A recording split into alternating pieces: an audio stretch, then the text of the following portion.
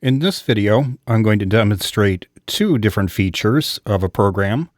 When we do a classical program, the two things we're doing in this classical program are using a rotated playlist, and since we're playing the segment twice in a day, and we want to program the exact same segment to be repeated, I'll show that as well.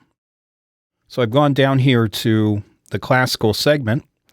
This classical segment is 2 hours long. It starts at 1:30 a.m. and goes to 3:30 a.m. And then the whole segment, as it was programmed, is repeated at 9:30 a.m. and runs to 11:30 a.m. So let's look at the 1:30 a.m. This is the first time it's programmed. The first thing I'm going to show here is we're using a rotated playlist. So a rotated playlist allows you to pick a base name. This is the increment of which playlist we're on, and this is the maximum number of these playlists. So in this case, I have 66 of classical, PM classical here.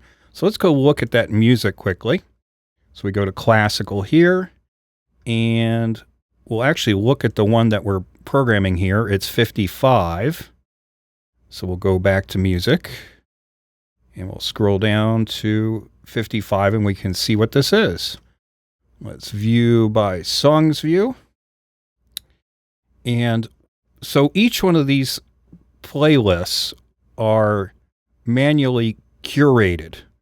They have voice work introductions. They have the classical pieces with their movements in order, an outro after the piece, an intro for the next piece, and that's all that's in this playlist.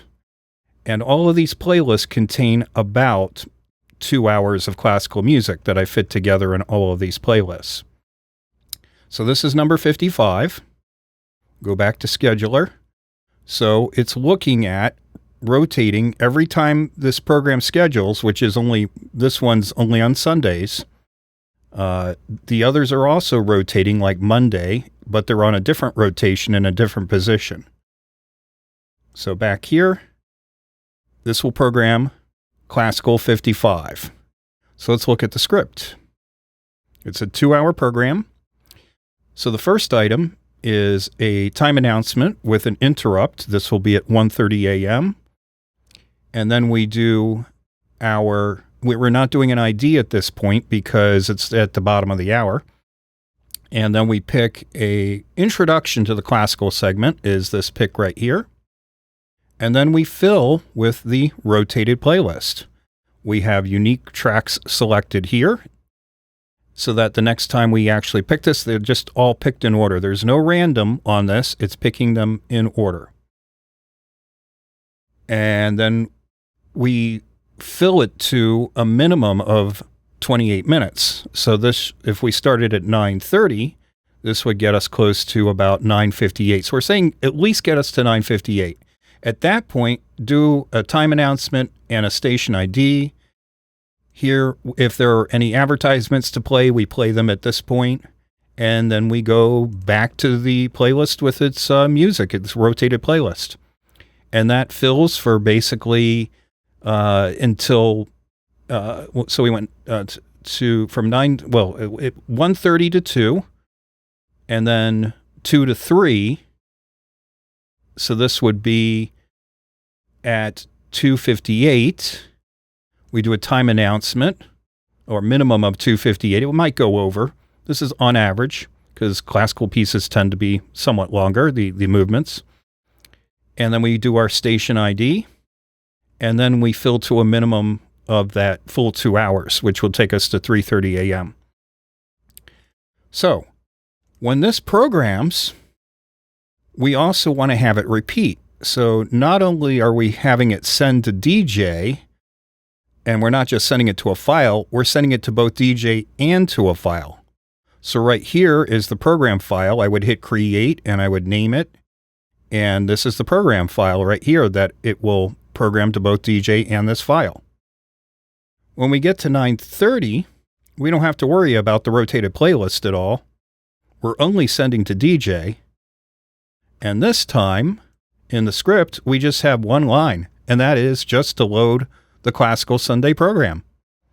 All of the time announcements will adjust. The interrupts will adjust to the new program start time, which in this case is 9:30. So this classical segment runs from 9:30 a.m. to 11:30 a.m. So that is demonstrating two different features there. One is rotated playlists, and the other is rerunning a program. Now, you'll notice that I have these programs for every day of the week. You don't have to do it this way. If you just want to have this all 7 days of the week, you can do that and just have the two programs, one that initially programs it, the other that repeats it. The reason I did it the way I did is because I have all these rotations of these 66 all running separate rotations. They're all ascending. They're all going from, let's say, here's 27. We'll go to 28. 55 will go to 56. But the main point here is, what if I have listeners that only listen on Saturdays? By forcing each weekday to run ascending through all of the programs ensures a much better rotation of listening for those people who may only listen on certain weekdays.